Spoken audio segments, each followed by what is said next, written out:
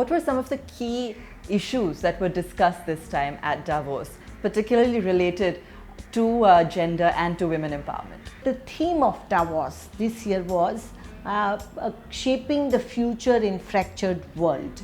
So these two things, 7 co-chair, having 7 women co-chair, and the theme of thinking about bringing the fractured world into mainstream, I think made it Davos very different, very innovative, and it attracted a lot of people.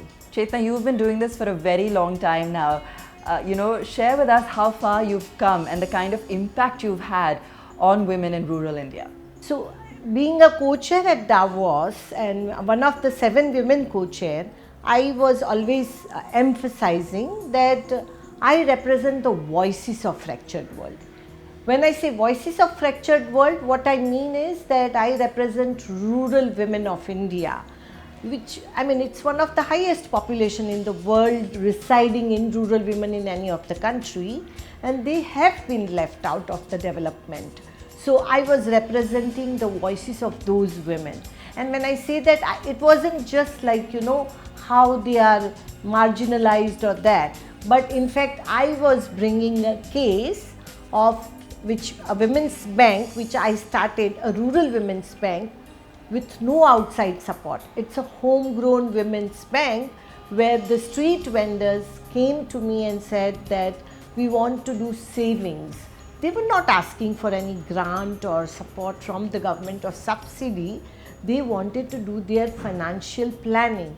And I thought that if women in the rural India want to do savings, they should go to the banks. 20 years back, when they went to the different banks, banks were not ready to open their accounts because they were not affordable clients. So then I thought, why not start a women's bank? And that's how I started a Mandeshi bank with no external support. Women's savings, women's capital mobilized, and it is a homegrown bank with having 150 crores of business now. At Davos, I was appealing to the business community, the corporate world, to invest in these women, to take this as an opportunity to invest in these amazing women, engage with them, partner with them, invest in them, in these amazing women entrepreneurs. And why I say amazing?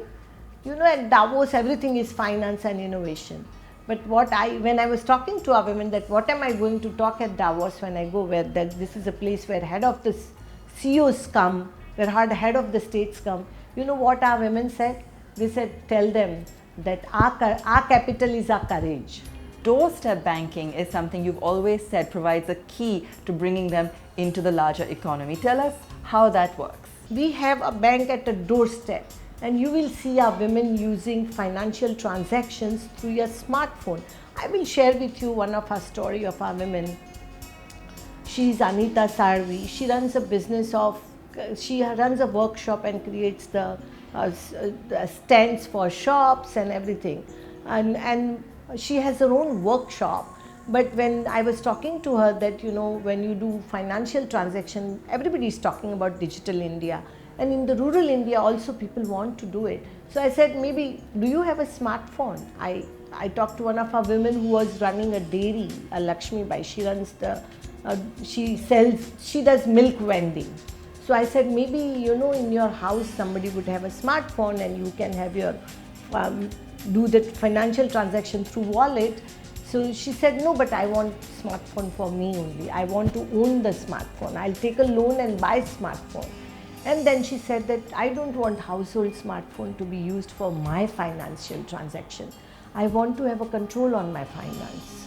So it clearly shows that there is so much of aspiration, taking India forward. Now, if these women, if they earn their income, their income increase, they are going to invest in their children's education, they are going to invest in their families, but these are the women who will drive the economy. So these are the rural women who are going to drive the rural India. Tell us about your experience when you first started out. How easy or difficult it was to get things going? Many women, when we gave a proposal, had a thumb impression on the proposal. On that ground, Reserve Bank rejected the license, saying that we cannot issue a license to the bank whose promoting members are non-literate. I was nervous. I came back. I talked to women and I said that, we didn't get the license. Our women were like, why are you crying? We'll learn to read and write. It was rejected because of us. And then our literacy classes started 20 years back. And then we applied again. But at that time I thought I will not go alone. Our women will come with me.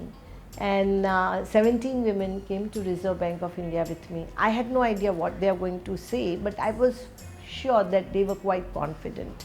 And they said that you rejected the license because we were non-literate, we had thumb. But they said when we were growing, there were no schools, so we are not responsible for our non-education. And they said that we cannot read and write, but we can count, we can manage our finance. And they challenged officer that tell us to calculate the interest of any principal amount. If we fail, don't issue the license. Tell your officers to do it without calculator and see who can calculate faster. That was the courage these women had, which was an inspiration for me. We got the license, and today we have around 500,000 women with Mandeshi making their futures.